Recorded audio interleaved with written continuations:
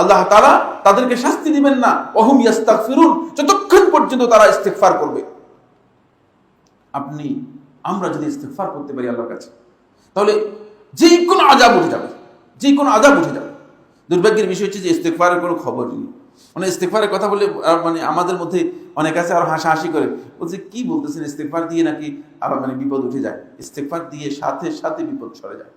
ইস্তিগফার এমন জিনিস, ইস্তিগফারের মাধ্যমে সাথে সাথে আল্লাহ সুবহানাহু ওয়া তাআলা বিপদগুলো সরিয়ে নিয়ে চলে যান। ইস্তিগফার সম্পর্কে ইমাম কুরতুবী রাহমাতুল্লাহ তার তাফসীরের মধ্যে একটি গুরুত্বপূর্ণ ইনফরমেশন দিয়েছেন, খুবই গুরুত্বপূর্ণ।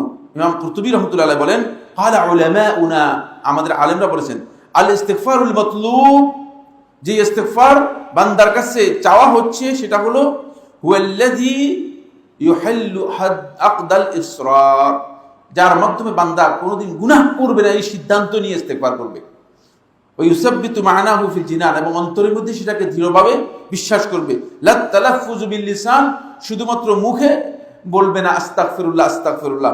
ফা আম্মা মান ক্বালা বিলিসানিহি, আর যে ব্যক্তি মুখে মুখে বলবে আস্তাগফিরুল্লাহ ওয়া কলবুহু মুসিররুন আলা মাসিয়াতিহি, অথচ অন্তরের মধ্যে গুনার ইচ্ছা রয়ে গিয়েছে, ফাইস্তিগফারুহু যালিকা, তার এই ইস্তিগফার ইয়াহতাজু ইলা ইস্তিগফার, ইস্তিগফারের জন্য ইস্তিগফারের দরকার আছে। বুঝতে পেরেছেন? ইস্তিগফারের জন্য কি দরকার আছে? ইস্তিগফারের দরকার আছে। এটা আমি বক্তব্য দিচ্ছি না, এমন